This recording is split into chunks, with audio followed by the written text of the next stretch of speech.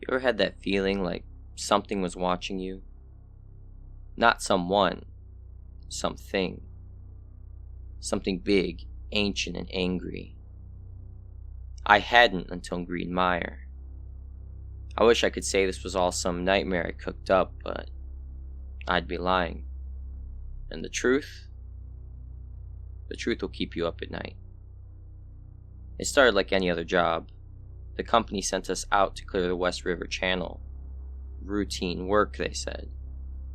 But if you've ever been to Green Mire, you know there's nothing routine about that swamp.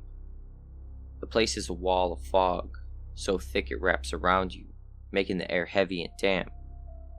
The trees twist and claw toward the sky like skeletal hands, draped in moss that seems to move when you're not looking. It smells like rot, with a hint of something metallic. I never liked it, but money's money. Our team was small. It was me, Danny, the new guy Martin, and our foreman Sam. Sam was one of those old-timers who thought he'd seen it all. A swamp's just a swamp, he said with a grin. We had come out with a dredge barge, pulling up decades of silt and debris from the riverbed, making way for bigger boats to pass. Easy money, or so I thought. We'd been working for about 3 hours when Danny radioed in from the shore. "Tully, you're not going to believe this," he said, his voice crackling through the static. "There's something weird tangled in the dredge bucket." I climbed down from the cabin and made my way to the deck. Sure enough, Danny and Martin were standing at the bucket as it swung back over the barge. Mud dripped in fat globs, revealing bones. Not just any bones, massive twisted ones, like the skeleton of some prehistoric monster. "What the hell is that?" Martin whispered, backing away. Sam walked over unfazed as usual, and squinted at the find. "Probably some old gator," he said, but even he looked a little pale. We dumped the load on the deck, and that's when things started to go south. The bones weren't just big, they were fresh. Black-green sludge oozed from the cracks, and the smell... Oh God, the smell. It was like death itself had been stewing in the muck. Danny poked at it with a crowbar, and I swear I saw something shift, like the mud was alive. We all froze. Then came the sound. A deep, guttural groan rising from the water. It wasn't the wind. It wasn't the dredge. It was something else. "Pack it up," Sam barked, but it was too late. The water around the barge started bubbling, as if the swamp was boiling. The fog thickened, swallowing the sunlight, and the groan turned into a roar that shook the entire barge. And then we saw it. A massive moss-covered form rose from the depths, dripping with black sludge. Its skin looked like it was made of bark and algae, but it moved. Oh, it moved, like it was alive. Its eyes glowed a sickly yellow, and its mouth was a gaping hole lined with jagged roots that twisted like teeth. Martin screamed and ran, but he didn't get far. The thing reached out a long, vine-like appendage and yanked him into the water. The splash swallowed his cries, and then nothing. We scrambled trying to untie the barge, but the vines were everywhere, crawling up the sides like fingers. Danny grabbed an axe and started hacking, but every cut just seemed to make it angrier. The creature let out another roar, and this time the fog moved with it, swirling and pressing in like a living thing. I swear I heard whispers in the mist, voices calling my name, telling me to come closer. I almost did too, until Sam slapped me across the face. He told me to snap out of it, but there was no getting out. The dredge was stuck, the vines were everywhere, and the creature was climbing aboard. Its weight made the barge tilt dangerously, and its glowing eyes locked onto mine like it knew I was the one who disturbed it. I don't know how we managed it, but Sam fired up the Dredge's engine, and the noise seemed to spook the thing, at least for a moment. It recoiled, its roar shaking the trees, and we used the distraction to cut the last of the vines and push off. We left everything behind, the equipment, the Dredge, even Martin. We just ran, the barge puttering through the mist as the creature's glowing eyes watched us fade into the fog. I quit the next day. Sam tried to report it, but no one believed him. They said the swamp does strange things to the mind. Maybe it does. Or maybe the swamp keeps its secrets. But if you ever find yourself in Green Mire, take my advice. Leave it alone. Whatever's down there wants to stay down there. And if you wake it up, you might not live to regret it. You ever been in a city sewer? I don't mean peeking down a manhole or watching a TV show. I mean really down there. It's another world. A dark, wet labyrinth where the air tastes like rust and rot, and the walls sweat grime. I've spent 20 years in the trade, fixing pipes, cleaning clogs, and dealing with all kinds of nastiness. But nothing, and I mean nothing, prepared me for what happened last fall under Baxter Street. The call came in around 6 a.m. A section of the city sewer system had backed up. Burst pipes, flooding, the works. They sent me and my crew. Tony, our newbie, and Jake, the veteran, with more stories than sense, to check it all out. Just another day, Jake said as we suited up. I wish he'd been right. The first red flag was the smell. Sewers stink, yeah, but this was different. It wasn't just sewage. It was something metallic, like blood mixed with the tang of salt water. Weird, but not unheard of. We climbed down into the main tunnel and started walking. Our boots sloshed through ankle-deep water, our headlamps cutting through the darkness. "Hey, check this out," Tony said, pointing his light at the wall. Long, slimy streaks ran down the concrete, like something had dragged itself along. "Think it's rats?" "Biggest damn rats I've ever seen," Jake muttered, but he didn't look convinced. The deeper we went, the worse it got. The water rose to our knees, and the walls felt alive, covered in a thick, pulsating film. The pipes, some as thick as tree trunks, groaned and hissed like they were under pressure. And then we started hearing the sounds. At first it was faint, a wet slapping like someone dragging a mop across a floor. Then came the clicking, like claws tapping on metal. It echoed through the tunnels, bouncing off the walls and making it impossible to tell where it was coming from. But then we saw the tentacle. It was small, barely thicker than a garden hose, wiggling out of a cracked pipe. Tony froze, his flashlight trembling in his hand. "What the hell is that?" Jake grabbed a wrench and swung at it. The thing recoiled with a hiss, disappearing back into the pipe. We stood there for a moment, staring at the empty hole, until Jake shook his head and laughed. "See? Just a freaking eel." But deep down, we all knew it wasn't. We kept moving, following the flooding to its source.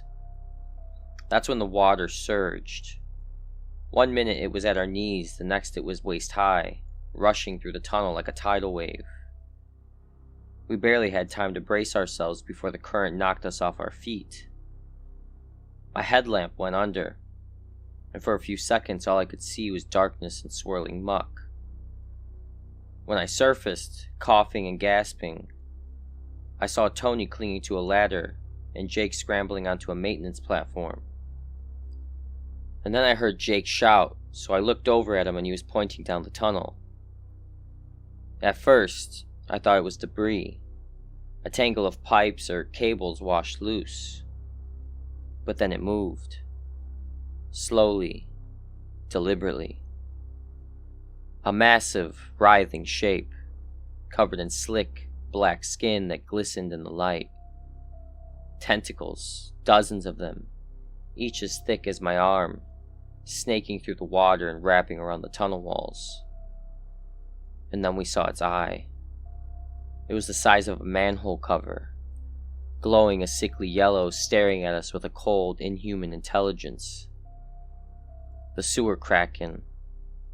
That's what I call it now.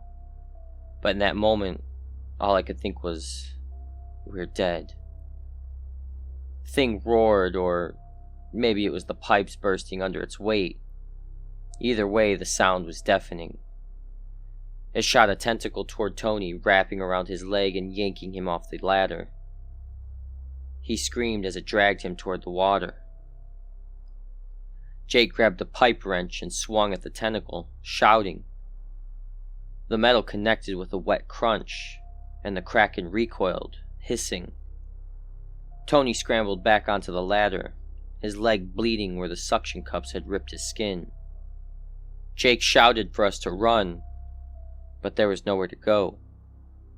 The tunnel was flooding fast, and the Kraken was blocking our only exit. Then Jake did something I'll never forget. He grabbed a canister of pipe lubricant from his belt, flammable stuff, and a lighter. He yelled at us to go, flicking the flame to life. We yelled at him not to do it, but he was already running toward the Kraken. He hurled the canister into its gaping maw and lit the lighter, tossing it after. There was a flash of light, a deafening roar, and then the tunnel shook as if the whole world was collapsing. We barely made it out. The explosion blew us into a side tunnel, and we clawed our way to the surface, coughing and choking on smoke and sewer fumes. When we looked back, the main tunnel was gone, collapsed into a smoldering water-filled crater. The city wrote it off as a gas leak, of course. No one believed our story, and we didn't push it. But sometimes late at night I think about Jake and what he saw in those last moments. And I wonder if that sewer Kraken is really gone, or if it's just waiting for the next unlucky crew to wake it up. I'll never cross the suspension bridge again, not after what happened on Skarsgård Bridge. Most folks don't even know it exists. A crumbling, half-forgotten relic connecting two cliffs over a gorge so deep you can't see the bottom. The kind of place that feels wrong even before anything happens. I thought I'd seen it all in my 20 years maintaining bridges. But that night changed everything. It started like any other job. The company sent me and my team, 4 of us in total, to reinforce the old suspension lines. The bridge was built in the 1800s, all iron and rotting wood planks. It groaned and swayed in the wind like it was alive. A storm was rolling in, so we had to work fast. We had safety harnesses, floodlights, and radios to keep in touch. Everything was by the book. The first few hours were uneventful, just us drilling and hammering, trying not to think about the 100-foot drop below. But as the sun dipped behind the cliffs, the air grew colder, and the wind picked up. That's when I heard it. A low, rhythmic thudding, like footsteps, but heavier. At first, I thought it was the bridge shifting under the strain. Old structures like this make all kinds of weird noises.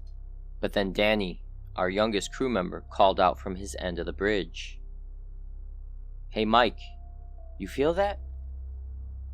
Like something's moving under us?" Just the wind, I replied, trying to keep him calm. But even as I said it, I wasn't so sure. The footsteps, or whatever they were, grew louder, echoing up from the gorge. Then came the smell, a rancid stench like wet earth mixed with rotting meat, wafted up from below.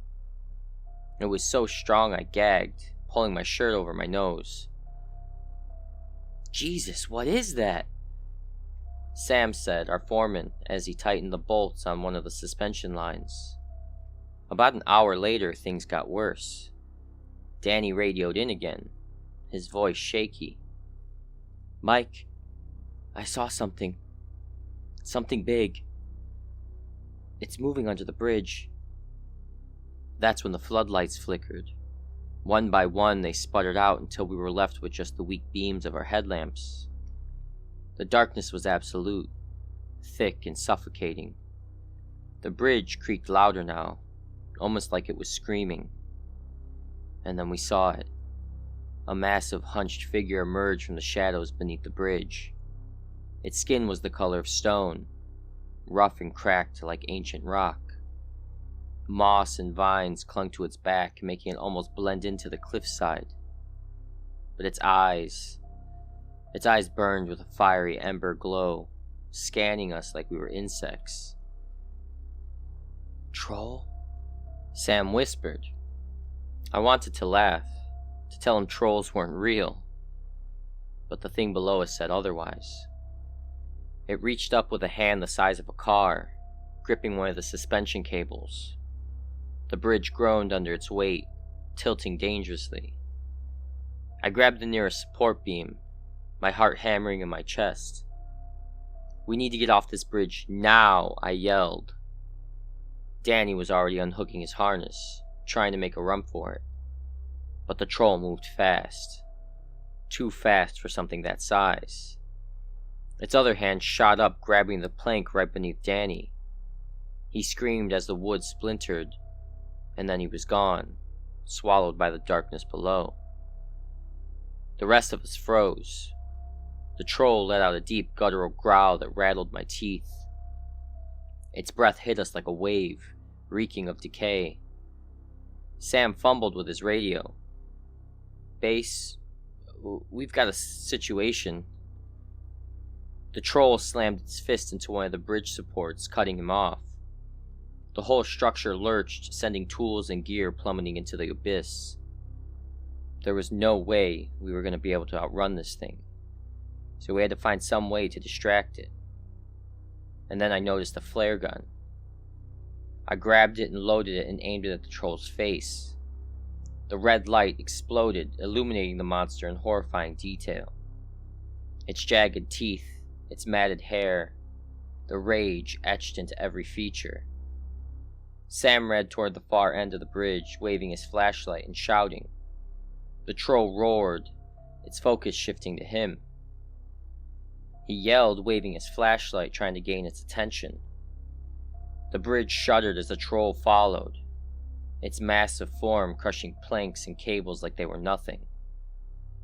I turned and ran, my legs shaking with every step. The sound of splintering wood and Sam's cries echoed behind me. I didn't look back. I couldn't. When I reached the other side, the bridge collapsed in a deafening crash, taking Sam and the troll with it. The silence that followed was worse than the noise. Rescue teams found me hours later, sitting on the cliff's edge, staring at the wreckage. They never found Sam. Officially, they blamed the collapse on structure failure. But we all know that's not the truth. Something ancient lived under that bridge. Something that should have stayed buried.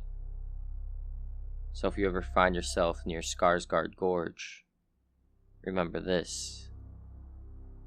Some bridges aren't meant to be crossed.